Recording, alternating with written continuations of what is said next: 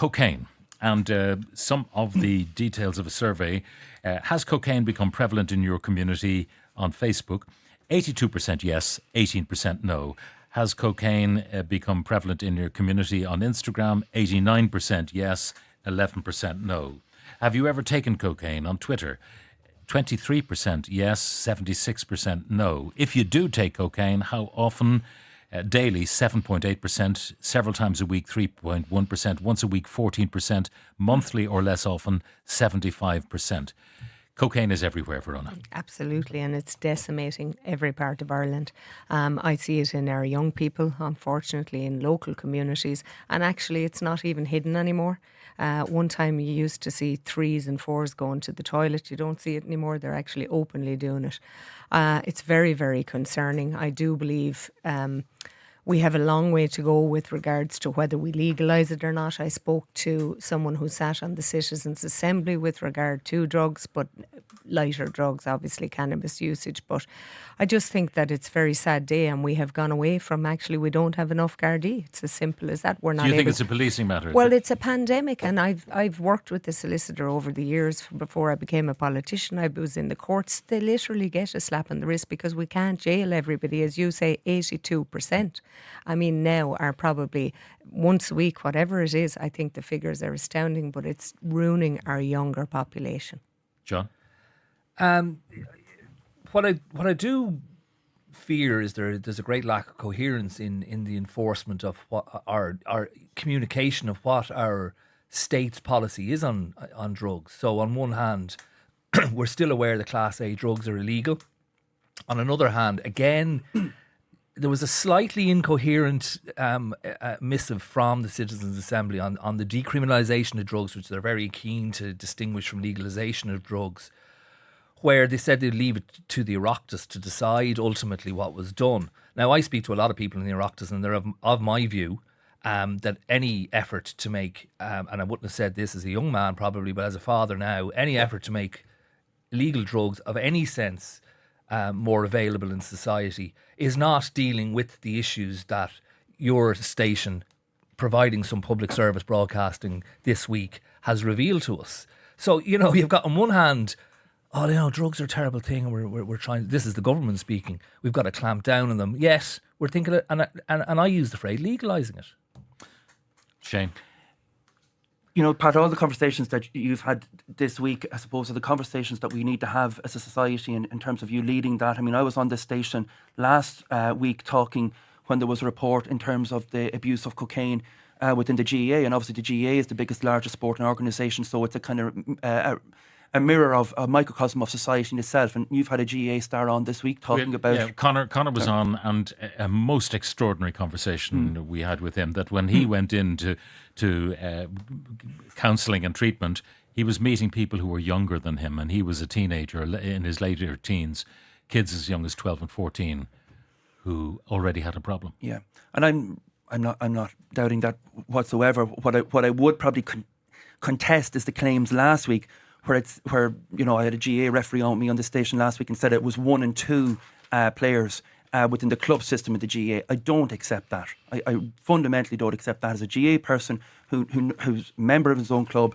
who knows people on the ground, I don't accept that. Plus, the Gaelic Players Association have also made their point known that within the inter-county scene at the top tier, drug testing is carried out at an inter-county level. So, I mean, if it was that rampant within the game, and this is a microcosm, it will be showing up because players are tested after every match. Okay, but getting back to the issue, you Yes, have a situation where in Scotland now they're talking about the minimum pricing of alcohol, increasing the minimum pricing, and if we follow here, it'll make the pint even less competitive with the gram of cocaine than it is at the moment. So you have to think the whole thing through.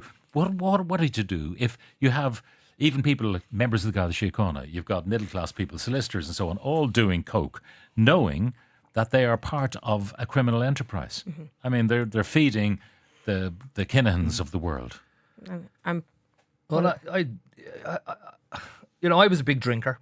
I don't drink anymore, and often people who are telling people how they should deal with mind-altering substances, which all of these things are are giving them falsehoods. The only way not to develop issues with drugs or alcohol or anything else is abstention.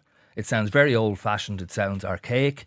And if you're making these substances more available to people, maybe 60-70% have no problem. They can go out and snort a few lines of cocaine the weekend. Who supplies it, though? But who supplies it? Well, from your research during the week, it seems to be available online. No, I mean, it's a criminal supply chain all the way from Colombia or whatever. It's a criminal supply chain. Oh, absolutely. So do you want the government to start importing it legally? Then that's if that's the debate you want to get in, Pat, because it's a very nuanced, long, complex debate. This is the question I have, say, for instance, about supervised injection centres, which have not been stopped for health or legal reasons. They've been stopped for planning reasons.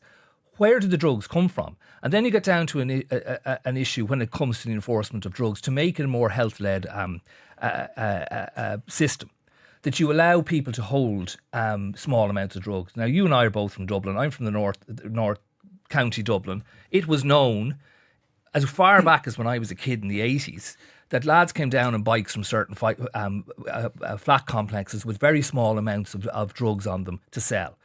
If you're now caught, these are drug dealers you're dealing with. If you're now apprehended with a small amount of drugs, you can say that's for personal use and it's decriminalised. Yet, but that's why the couriers, these young fellas, never carry more than a tiny amount. That's what I'm saying. So what you're saying is you're applying a very intelligent, empathetic set of rules to drug dealers. But John, to be honest, we nearly already have that in society because the courts just don't deal with it in a way that's effective. We're not jailing people who use drugs. We're not even investigating people who use drugs.